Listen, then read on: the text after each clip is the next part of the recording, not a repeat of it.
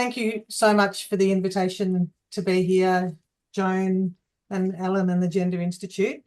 It's great to see a few familiar faces, and I'd like to acknowledge the traditional owners. I'm down here on Wurundjeri land, and to acknowledge elders past and present, and to acknowledge that Aboriginal and Torres Strait Islander people have been birthing on our lands for over 60,000 years, and also pay my respects to all Aboriginal and Torres Strait Islander people here this evening. Great to see so many people with interest in this topic and a few familiar faces, and also Della Forster is the co-lead of Bagaruk, who's joined the meeting this evening as well. So we've just heard today's National Close the Gap Day, which is, I guess, a very, very good thing. But on the other hand, it's not such great news with recent reports. Last year, the Productivity Commission reviewed the National Closing the Gap agreement and warned that improving outcomes will fail without fundamental changes, and only 5 of the 19 measures are on track.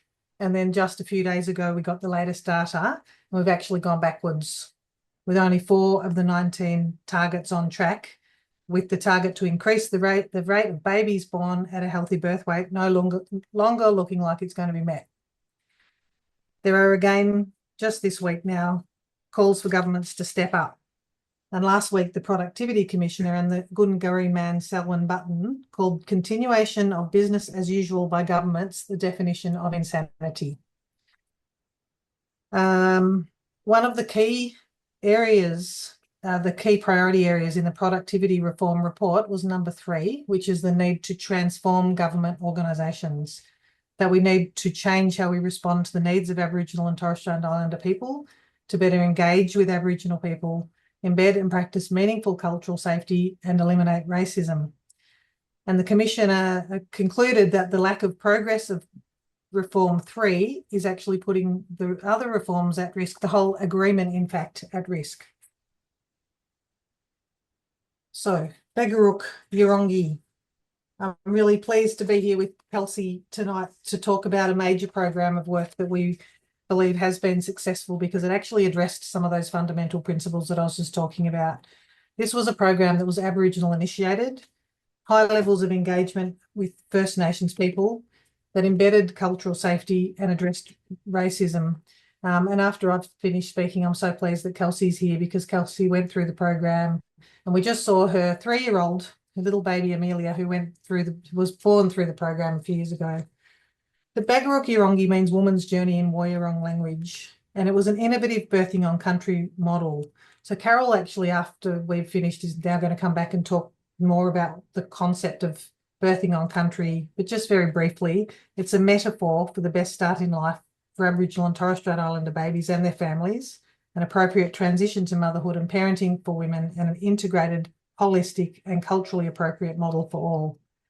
So birthing on country is about system-wide reform and is a key opportunity to close the gap. Bagaruk is an exemplar urban birthing on country site, successfully implemented and now sustained, with well over 1,000 women having a First Nations baby in 3 large tertiary services in Victoria. So together, Kelsey and I are going to talk about Bagaruk, why, how, what we found, and then what now in terms of program implementation and scale up to continue to try to close the gap.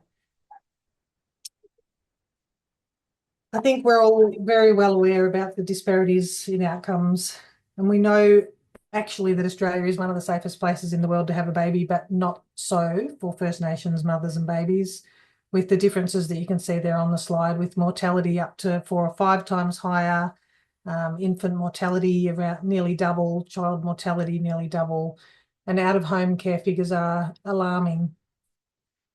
With regard to out-of-home care, this is one of the key closing the gap targets, number 12, that's actually going backwards. Target 2 is that children are born healthy and strong, and we know that infants born too small are more than 20 times likely to die within the first year of life, compared with those normal weight around over 2,500 grams. So an infant's gestational age and birth weight are the biggest predictors of perinatal death.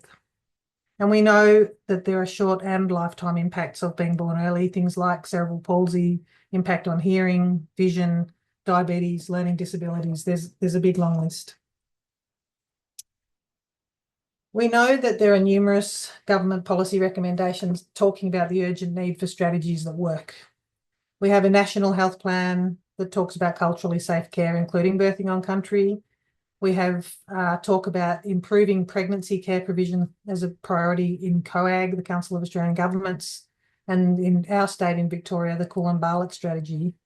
We also have a national strategic approach to maternity services that supports the implementation of culturally safe, evidence-based models of care developed and implemented in partnership with Aboriginal people and organisations. So we've got all these policies all over the country, but still have a substantial lack of action. And we know pregnancy is such an opportunity to provide support and influence outcomes that can be lifelong. So I think many people in this meeting this evening are aware of the high-level evidence of the benefits of what is known as continuity of midwifery care.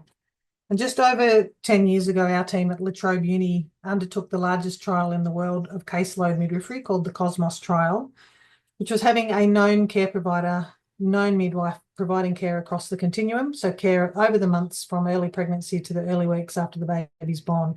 We found caseload reduced childbirth interventions and improved outcomes for babies. And there are similar outcomes reported in a large Cochrane review, so the highest level evidence, with data of over 17,000 women showing the benefits of continuity of midwifery care. The evidence is so strong that the maternity strategy in many jurisdictions and countries is that all women should have continuity of care from a known midwife. And there's some examples on my slide here that show policies in Australia and some across the United Kingdom. Despite this high-level evidence, it seems that access to midwifery-led continuity is still limited to less than around 1 in 5 women giving birth in Australia. For women having a First Nations baby, it is much lower. So this was unacceptable to my colleagues and I. After presenting findings of the Cosmos trial, we were approached by a team from the Victorian Aboriginal Community Controlled Health Organisation with a request to work with them to address the problem. It was unacceptable to VATCHO and our team that despite the poorer outcomes that I spoke about earlier, First Nations women were not getting access to care that actually could save lives and prevent short and long-term health issues for babies. And it was deeply personal for me, and it's why I'm here doing this talk this evening, actually. My brother, pictured here with me on the slide there, is a proud Yanyuwa man. And his mother, Peggy, whose name I say with permission from the family, and David are both members of the stolen generations. In the mid-1940s, Peggy, at the age of 4, was forcibly taken from her mother by the police in the Northern Territory, taken from her home and her culture. And then in 1964, when Peggy had her first baby, my brother, this photo here on the left, David, was whisked out of the room by the midwife who said, "I'm sorry, your baby's died." She knew this was not the case, but there was nothing that she could do. 3 months later, David was adopted by our parents. And you can see over here on the right is one of David's daughters and her little baby, Malachi. So this work is deeply personal for me and why we must do better and address the intergenerational impact. And you can see across the generations here, just from this photo, that the intergenerational impact of colonisation and the stolen generations. I hope you can hear me all right. It's actually pouring with rain where I am right now. So today I'm really, really pleased to be standing here in front of you on behalf of a very large, wonderful team, multidisciplinary team of First Nations and non-First Nations people. And my First Nations colleagues are those with asterisks here. And I really want to acknowledge our wonderful elders and our First Nations Advisory Committee, Auntie Gina, Auntie Dacina, Auntie Di. So the overall aim, what did we do? We wanted to assess the research translation capacity of our partner hospitals to implement, embed and sustain a caseload model specifically for First Nations women and non-Indigenous women having a First Nations baby. And here's Kelsey and here's baby Amelia, and you'll hear from Kelsey shortly. So we looked at model implementation. We looked at women's views. It was really important. What did women think of this model? What were their experiences? What did it cost? And what were the clinical outcomes? And could the models be sustained? And what was the impact on the organisation? I think many of you in this meeting are midwives, but for those of you that aren't, just to talk about the model. For many people in the maternity care system, there is no continuity of care still in this country, in Australia, especially for women in the public system, where women do not know they have a different care provider for pregnancy checkups. No one they know when they rock up in labour. No one they know when they're having the baby, and then new care providers for the postnatal period. In this system, midwifery continuity, so care during pregnancy, labour, birth, and the early postnatal period was from a main midwife with 1 or 2 backup midwives. And women had access to that midwife 24/7. So texting during pregnancy, any worries, any concerns, they could make contact. And then the midwife's on call for labour and birth, and then some early postnatal care as well. These were either First Nations midwives or midwives who had undertaken cultural training. And care was in conjunction with existing supports. We've got some great services in Victoria, like our Koori Maternity Service and our local Aboriginal Health Services.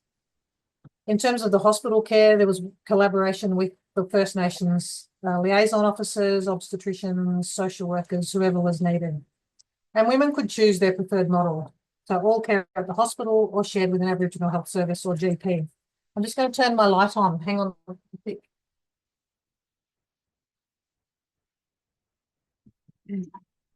Okay, so this is a busy slide. I'll just talk you through it.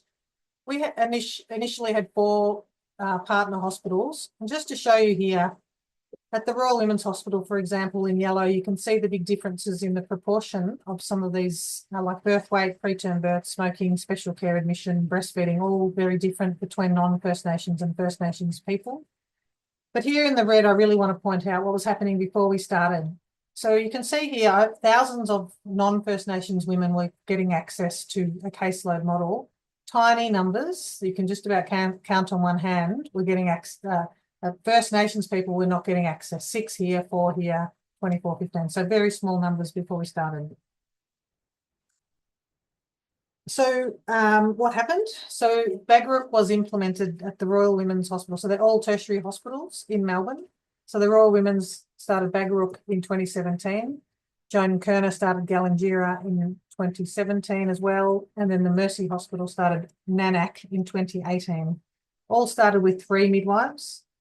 And there was regular and ongoing tailored education for all staff around things like identifying appropriately, referral pathways, etc.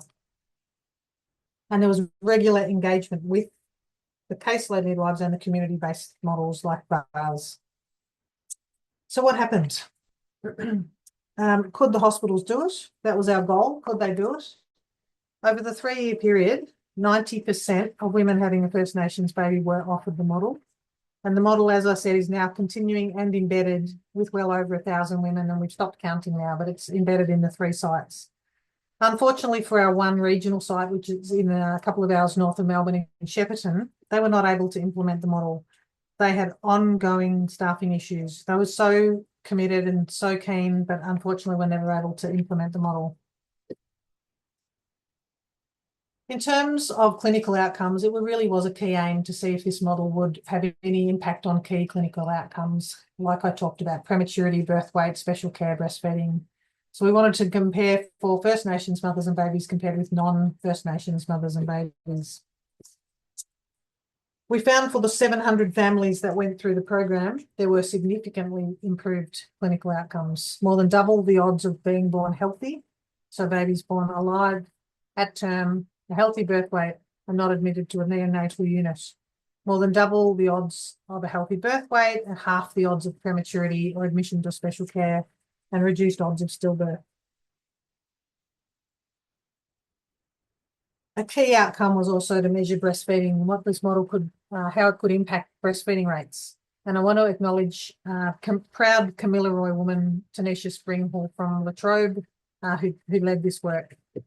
We know that breast milk has many short and long-term health benefits for women and infants. It's protective of many of the acute and chronic illnesses that are major contributors to the mortality gap between First Nations and other Australians. We found breastfeeding initiation rates were high, with 94% initiating breastfeeding and 71% providing any breast milk at 3 months. And these rates are substantially higher than recent national data. Another key aim of Beggarook was looking at what was important for women and what was their experience and satisfaction with care. And I also want to acknowledge Helen McLachlan. And I see I forgot to update my slide. She has passed her PhD with glowing reviews from examiners. So recent successful PhD for Res, who's a proud Noongar woman and midwife. So Res was able to engage with over 340 women, and I think it's the largest study to date exploring First Nation women's views of maternity care. And I would just want to highlight this slide with some of the complexities for some women having a baby. We found, you can see, fairly high proportion of women experiencing challenges with mental health or dealing with things like serious illness of a family member or death of a family member, as well as money worries during the pregnancy. We were so pleased to have women from so many backgrounds in the study, with 84% recognising their traditional country, and there were ancestral ties to 76 different language groups.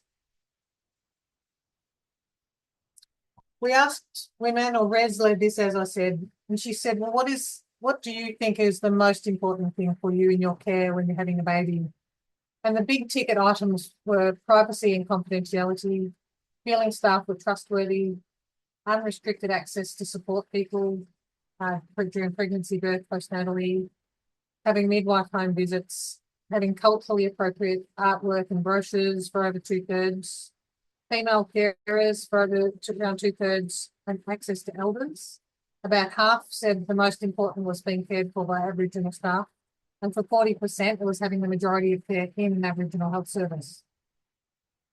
I feel like you mustn't be able to hear me. It's absolutely pouring with rain. I can hardly hear myself, but we're coming through okay? Yeah, right. So what were women's views of the Beggarook model? We'll hear from Kelsey in a moment. But we've got over 200 women that talked about the model, and most of them talked about the model making them feel safe, connected and supported. And I want to acknowledge Shawana Andrews, a proud Palawa Trawulaway woman who did this beautiful artwork for us with the birthing tree. And you can see there the leaves are the women's voices. And women talked about high quality clinical care, feeling safe, feeling heard, feeling listened to, feeling supported, and the care was accessible and culturally appropriate. Just to give you a few quotes here from 4 different women. One said, I just loved the fact that 9 times out of 10 I saw the same one. I knew her on a personal level. When I had my son, it was completely different. Last time, you never knew who you were going to see. It could be confronting sometimes. Another, the care was exceptional. I can't give it any higher praise. I felt really listened to, supported and cared for. I loved that I had my midwife. Another said, if I didn't have them to kind of call, it would have been like, well, maybe I won't go in. And that could have been bad in the end. He had his cord around his neck so many times and there was reduced movement. And a big part of it was knowing it was trusted from other mob, other black fellas saying, like, this is good. You will be looked after. We also thought it was really important that we talked to key stakeholders, both in the community and the hospital setting, and midwives themselves. So we did a lot of interviews, and that was 29 with key stakeholders, 20 interviews with midwives, and 24 midwives were surveyed. And yeah, we had Aboriginal community controlled staff, maternity managers, obstetricians, a whole lot of different people. In a nutshell, overall, midwives who chose to work in this model found it highly satisfying and rewarding work. There was no evidence of burnout across the groups. And just a couple of quotes here from 2 different midwives. One said, well, it's the continuity, it's priceless, about developing the relationships. So sort of the same themes as we had from the women about that relationship. This midwife talked about women maybe juggling other priorities, not just their health and their pregnancy. So having a person they can call, having someone who knows their story, knows where they're coming from, I just think it makes such a difference. And another midwife said, we're just lucky we are 3 different midwives, but we complement each other and we come together as a team and we support each other and we trust each other. And then just 2 quotes, quick quotes here from key stakeholders. One from an external site, a community sector. Well, women are attending, and in Aboriginal health, that's your box of chocolates and your bunch of flowers. If women don't like you, they won't come back. They will vote with your feet, with their feet. I've had women in the past who have had issues trying to navigate the huge, she called the hospital, the huge birthing factory. I've had women who couldn't get past reception, they left. They felt people were judging them and they left. With this model of care, it's not happening. Women vote with their feet in this community. And then lastly, this stakeholder said it's been overwhelmingly positive. I haven't had a single negative comment. One woman said, I can't believe we can get this through the public system. It was her first baby. She loved it. The crux is knowing your midwife. It's priceless, especially for women with complex histories. They don't want to go in at every appointment and go over that again and again. So I'm really pleased now to hand over to Kelsey, who went through the program and is going to tell us about her journey with Amelia. Thank you, Kelsey. Thanks, Helen. So my name is Kelsey. I'm a proud Bulgaman and Kulka woman, and I'm a mum of 3 girls, but most importantly, I guess I want to share my story about my baby girl, Amelia. She was on the call earlier when we're testing out our slides and everything, and she will be 3 next week. So yeah, and I'm dialing in from Wurundjeri and Taungurung country. I acknowledge Taungurung because we share a border. Yeah, so I was on the Bagaruk program with Amelia at the Royal Women's, and I had the shared care model with BARS, the Victorian Aboriginal Health Service. So I did some of my appointments at the Women's and some of my appointments with BARS. And I think Bagaruk was a great program. My midwife, her name was Storm, but I met the other 2 midwives that was there as well, Paris and Evelyn, which was good to make that connection with everyone. I guess didn't have a straightforward pregnancy. I had complications with Amelia. I had a short cervix, and it was good having my midwife there, Storm, and explaining to me in plain English. So I was like, exactly what that meant, and saying, everything's okay. Like, we're getting through this together, as well, because with my middle child, she was born preterm, and so going from having a preterm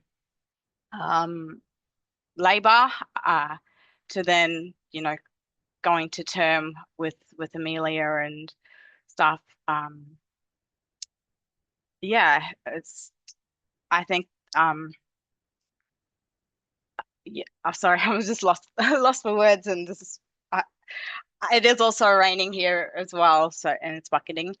Yeah, so going through my labor with Amelia and I was actually overdue with her, and having two stretch and sweeps before she finally decided to come along. And when I was in the birthing suite, and just because we built that relationship and just having a laugh and stuff, I was just like, oh, I think my water broke, and just giggled. And it was just like, my midwife's like, oh, are you joking with me right now? And I'm like, no, actually, I think it did. And we are just having a laugh about it. And she's like, oh, yes. And then, everything kicked into gear from that. And saying to her, oh, I think I need to go have a shower. And so straight away, the gloves came on. She's like, we're having the baby in the shower, I think. And just having a laugh as well. And it was such a calm birthing experience, compared to having so many people in the birthing suite with Alea and just chaos, I guess. There's just a lot of things going on, to such a calm come birth, and my midwife getting drenched in the shower, catching my baby, and things like that, and just that experience. And yeah, I found our relationship was like more than just my midwife. It was like hanging out with my sister, like just the close connection that we shared. And it was just women supporting women, but like Black women supporting Black women. Yeah, that's all I have to say. Kelsey, thank you. Like your voice is the most important. We've got all this data and all these numbers, but to hear from someone who went through and had such an amazing experience and so different to last time, and you keep talking about, relationship and calm, and it's just so lovely to hear those words. So thank you. I'm just going to add 2 or 3 more slides here to kind of talk about costs for a second, because as we're really trying to promote these models, of course, this is a question we're getting asked a lot about, what does it cost? What's the cost effectiveness? And I want to acknowledge 2 health economists, Emily Callender, who's such a leader in this space, and Yu Gao, who've published important papers. So this slide here is showing actually results, cost data from the Cosmos trial, which I mentioned earlier. And what Emily has done here is comparing the cost of caseload versus standard maternity care. I'm looking at this from the point of view of the hospital that provides the care, but also the public funders, so the funding bodies. So the results of this big lot of data was there was no difference in overall costs to hospitals, and there was lower expenditure for public funders. So cost savings to the health system driven by less interventions and less infant admissions to special care through a caseload model. And then this just shows some sort of modelling that Emily did. And it's an analysis that shows with expanded access to caseload in Australia, there would be an estimated savings of $625 million over the next 5 years. I don't think we've got time to talk about it, but with a program like Bagaruk, there are some startup costs, but it will absolutely be a highly cost-saving model over the longer term. So just 2 slides to finish up now. Bagaruk we've won multiple awards. Kelsey and me and Della and a few of us, we've been up to Parliament House, and we're a finalist in the Shaping Australia Award, and it's been an amazing program, and we're so pleased that the model continues to be implemented, and as I said, over 1,000 women, and it is helping to close the gap. So I mentioned earlier about the going backwards with low birth weights nationally. Victoria is one state where there's actually improvement, and we're pretty sure that that's partly to do with Bagaruk. So we know that overall in this program, women liked it, midwives liked it, key stakeholders were positive, and trust, respect, and cultural safety were key factors. So we think the time to scale up is now. We've got a few examples, and I think Karel's going to talk more about some of the programs and talk more about birthing on country, but we have got the amazing Waminda Birth Centre in New South Wales. There's Congress Alukra in Alice Springs. There's remote models like in Gallowinka in the Northern Territory. In Brisbane, there's a model, but most First Nations women by far and away are still not getting access. So we've got high-level evidence of the effectiveness of the models with both the community-controlled sector and acute care sector working together in partnership. The world-renowned journal, The Lancet, has published not 1 but 2 papers calling for scale-up of these models because they are so effective. But so much of our progress has been around, we try to get grant funding. We've been, going around sort of begging philanthropists here in Victoria with a little bit of success. But actually our vision is that all women having a First Nations baby have access to these sort of models. We're working in Victoria, but we think this should happen nationally. And we think, how can governments not invest in these practical, effective, transformative programs that could actually start tomorrow and have an impact in, 9 months' time? So that is it from me, and thank you very much for coming and listening. And I'm going to hand it back to the chair, and then I think we've got Karel. So thank you. Thank you, Helen. That was fantastic. So great to get that information out there. And just reminds me of that phrase, you know, birth is most importantly a social and cultural event that's been highly medicalised, and so important to recognise the cultural significance of birth and the social. It's one of the most important things in life, really, you know, events in life. So great to have that kind of research. Yuma, and thank you Maternal Health Matters and the ANU Gender Institute for asking us to come and talk to you this evening about birthing on country models of care, particularly as they relate to urban context, which, as we've noted, is a very appropriate topic on what is National Close the Gap Day. Thanks also, Joan, for that acknowledgement of country. I too would like to acknowledge the diverse countries that we're all joining this meeting from today, and to pay my respects to elders as well as to all those who've gone before us. My dream is that all First Nations women give birth in places and among people who respect and value our cultural identities, and that all First Nations babies are born belonging, connected, and strong in their identities, ensuring that they have the best possible start to life. Sadly, though, my dream is a fallacy, because in the main, our health systems are still colonialist constructs, racist constructs, designed for Western models of care. For First Nations people, the evidence is undeniable that we've suffered ongoing harms perpetrated by racist and culturally unsafe health systems.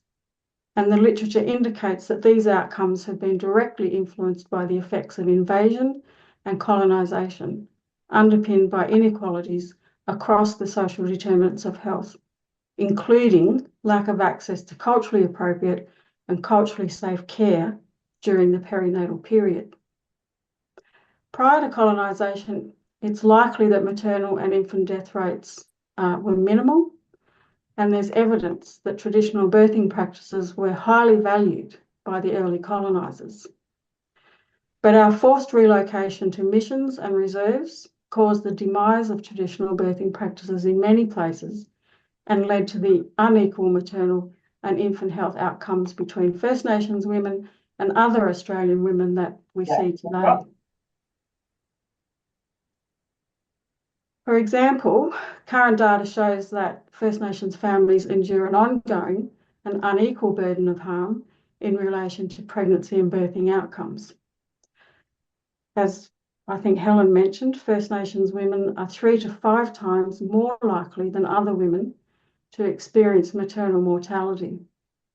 This includes suicide, which recent data shows was actually 10% of all maternal deaths. Here we've got the perinatal mortality rate for First Nations babies, and you can see that the rate is almost double that for other babies born in Australia. Data also shows that First Nations babies are more likely to be born preterm, small for gestational age, to have a low birth weight, or in fact to die before their first birthday. Unsurprisingly, these health inequities are occurring in many colonised nations, and I just thought it'd be interesting to show you a comparison of Australian perinatal mortality rates with countries that have a similar colonial history to Australia. So you can see there that all Indigenous groups have a higher mortality rate than do non-First Nations Australians, but the highest rate by far is for First Nations Australian babies. So we know that First Nations women have more positive maternity care experiences and better outcomes when they feel culturally safe. But most First Nations women and families don't have access to culturally appropriate and culturally safe services. The most used type of care or model of care is standard public hospital maternity care. And that's a maternity service where pregnancy, birthing, and postnatal care is provided in public hospitals by midwives and doctors who happen to be rostered on shift. These models aren't specifically designed to meet the needs of First Nations women and families and that also contributes to the disparities in outcomes that we saw on the previous slides. This pictogram is an example of some of the maternity and other services a woman and her family might interact with during the perinatal period, particularly in a standard model of maternity care. It's disjointed, there's usually no continuity, and anecdotally we know that the experiences are very often negative. Australia's signature strategy in relation to First Nations issues, the National Agreement on Closing the Gap, was developed in partnership between governments and the coalition of peak Aboriginal and Torres Strait Islander organisations. It contains 19 national socio-economic targets that affect First Nations people's life outcomes. The agreement recognises that when First Nations people have a genuine say in the design and delivery of policies, programs and services that affect us, then better life outcomes are achieved. All Australian governments committed to working with First Nations people and organisations to achieve these targets, but by all accounts, they're really not doing this well. Last July, the Productivity Commission's report on Closing the Gap showed that just 5 of the 19 targets were on track to be met by 2031. One of those 5, that First Nations babies are born healthy and strong, was reported to be on track and improving. I argued at the time that that was debatable because in the 7 years to 2021, which is when the data went up to, the percentage of First Nations babies born at a healthy weight rose just over half a percentage point, from 89% to 89.6%. That's over 7 years. And at the same time, the relative difference remained constant at around 94%.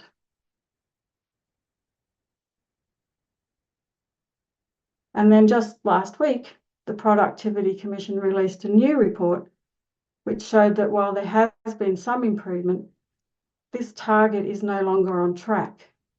So it's now slipped from 89.6% down to 89.2%. But we think the improvements that have occurred can be attributed to the increasing number of First Nations community-designed and community-led initiatives, such as birthing on country models of care. So as Helen said, the term birthing on country is a metaphor for the best start to life for First Nations babies and their families. First Nations women and our allies have been advocating for many years that birthing on country will improve maternal and infant health outcomes. And that's because of the inherent connection between birthing and place of belonging. The birthing on country movement had its genesis in the desire of First Nations women to give birth on country, to bring birthing back to community. And that's because many First Nations women living in remote and some rural areas are often forced to travel to larger centres weeks before their due date to await birth. They're usually on their own, away from family and country, and where people usually don't speak their first language, and sometimes even their second or third language. They're in places where their cultures and identities are not often understood or respected, and with health professionals they've never met and who don't necessarily practice in a culturally safe way. Most First Nations women, though, around 3/4 of us, live in cities and major regional centres, and most give birth in hospitals in these cities and regions, which may or may not be on their ancestral lands. So it's just as true for them that in these places, their cultures and identities are often not understood or respected, and that they're interacting with health professionals they may have never met and who are also not necessarily practicing in a culturally safe way. So we take the metaphor of birthing on country and frame it as a model of care adapted as appropriate for all women and birthing people having a First Nations baby. The birthing on country models of care are maternity services designed and delivered for and with First Nations people, emphasising community governance and cultural oversight. They provide continuity of midwifery care across pregnancy, labour, birth, and in the postnatal period by a culturally capable workforce predominantly made up of First Nations people. The models incorporate a holistic, family-centred approach with wraparound services. They privilege First Nations knowledges and incorporate cultural safety frameworks, and they can incorporate traditional practices.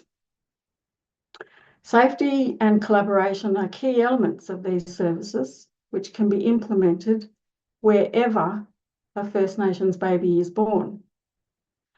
So taking that description, it's clear that birthing on country is not only applicable to women living in remote areas, it's just as relevant as a model of care for all First Nations families, no matter where they live.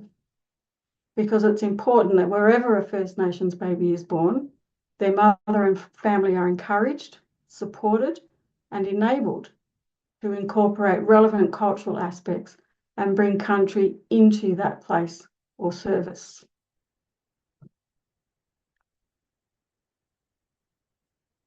Now, when I talk about country, I'm referring to a phenomenon that's so much more than just a physical entity or place, although that's important too. Country as a term is often used by First Nations people to describe not just the lands, waterways and seas to which we are connected, but it encompasses a range of interconnected concepts to do with law, place, customs, language, spiritual beliefs, cultural practices, material sustenance, family, and identity. For me, country is a deepness of connection that's not easy to explain. We are country, and country is us. Sadly, very few First Nations families have access to birthing on country models of care, despite the fact that these community-led models are seeing improved maternal and infant health outcomes. Involving First Nations communities, empowering us, working with us as partners in the design and delivery of services and in relation to our lives and our children's lives does make a difference. We have the evidence. A birthing on country model of care based in southeast Queensland called Birthing in Our Community saw significantly improved outcomes in its first 5 years. The aim of this program was to establish and evaluate a redesigned maternal and infant health service for Aboriginal and Torres Strait Islander families living in an urban setting. And that was primarily in response to community requests and rising rates of preterm birth in that region.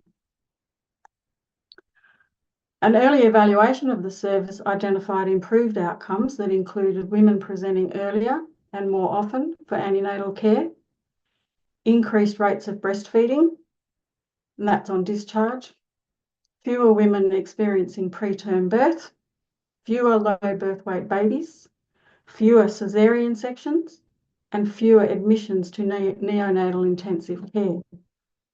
The program also identified intrapartum cost savings of around $4,800 per mother-baby pair, and that was due to the reduction in preterm births and because there were fewer interventions. So that demonstrates that investing in these community-led models of care not only improve outcomes for women and babies, they do so at a reduced cost. Other Aboriginal community-led programs providing culturally safe midwifery continuity of care based on the principles of birthing on country, such as Waminda in Nowra on the New South Wales South Coast, and the model that Helen and Kelsey have just talked about, are seeing similar results. Helen also mentioned a number of others. So outcomes like these will make a difference at every stage of life through a reduction in chronic disease due to being born too early or too small, and through lifelong good health. And the positive experience of receiving culturally safe and anti-racist care will also contribute to improved social and emotional well-being. I mentioned before that birthing on country models of care include midwifery-led continuity of care. There's lots of evidence that demonstrates that midwifery-led continuity of care results in improved outcomes for all women. But the impact for First Nations women, particularly when they're cared for by a First Nations midwife, in a community-led model of care is significant, and it directly affects birthing outcomes. It's also a protective factor in preventing the removal of First Nations babies by child protection agencies. Understanding the historical and ongoing practice of child removals is essential for health professionals to comprehend the entrenched trauma experienced by First Nations peoples across multiple generations. The continued removal of our children, which is now 11 times that for other children, perpetuates the disruption of cultural connections and the cycle of intergenerational trauma. First Nations community-led models of care know this, and when other health professionals recognise it, they too can provide culturally safe, culturally appropriate, and anti-racist care, which dismantles and decolonises these systems and leads to much improved outcomes. Birth is our first ceremony. It's a gift from our ancestors that connects us to our country, our people, and our cultures. Why shouldn't First Nations women and families have access to maternity services that recognise this? Services that address not just our physical needs, but our cultural, our spiritual, social and emotional needs. Services where our voices are heard. Safe environments where we thrive. Places that honour First Nations ways of knowing, being and doing. That recognise our ancestral responsibility to care for each other and that put our ways at the forefront of care. First Nations people know what works. We've proven it, and the benefits are undeniable. For improvements to continue to occur, though, we need long-term, secure government investment. We need to be listened to be heard, and for people, including health professionals and systems, to have the courage and the commitment to act and work with us as partners with a shared vision to ensure these improvements continue to occur. If we get this right, we can ensure that First Nations babies are getting the best start to life. Thank you. Thank you, Karel, and to Helen and Kelsey as well. A great lot of information we've got there and it's wonderful that it's been recorded and will be available to share among your networks afterwards. So it's great to have that